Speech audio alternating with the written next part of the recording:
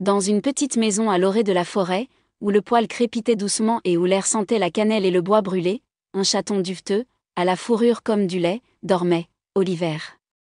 Il était recroquevillé sur un oreiller moelleux, rond comme une lune, juste devant la cheminée.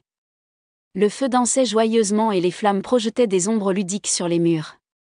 Dehors, le monde avait changé du jour au lendemain.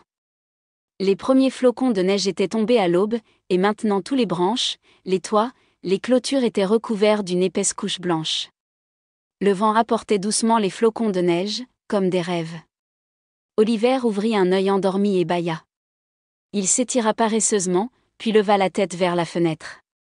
Là, comme dans un tableau vivant, la neige tombait doucement et les poussins de moineaux volaient de manière chaotique, ne comprenant pas pourquoi leur monde était soudainement devenu si froid. Quel spectacle merveilleux, murmura Oliver pour lui-même. À quoi cela ressemblerait-il de jouer avec les gens ? Il se leva avec curiosité et s'approcha de la porte. Il voulait courir à travers les flocons de neige, attraper la neige qui tombait avec ses pattes, laisser de petites empreintes dans l'allée. Mais dès qu'il posa une patte sur le seuil froid, un frisson parcourut sa fourrure. Brr, peut-être pas maintenant.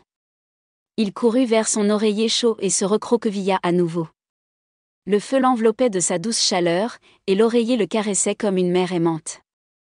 Il soupira doucement, heureux d'avoir un abri, et ferma les yeux. Dehors, ses amis bénis, le blaireau joueur, et Luna, le lapin curieux sautaient dans la neige, glissaient et riaient. Il l'appelait de temps en temps. « Olivier! Venez avec nous! C'est magnifique dehors !» Mais Oliver sourit simplement d'un air endormi et se blottit mieux. Il savait que la neige n'allait nulle part. Il sortira aussi, quand le moment sera venu. C'était maintenant le moment de faire de beaux rêves et de se reposer en toute sérénité. Ce jour-là, il a appris quelque chose de simple mais important. Parfois, il n'est pas nécessaire de courir après tous les moments qui semblent tentants. Le calme, la chaleur et le temps passé avec soi-même sont tout aussi précieux.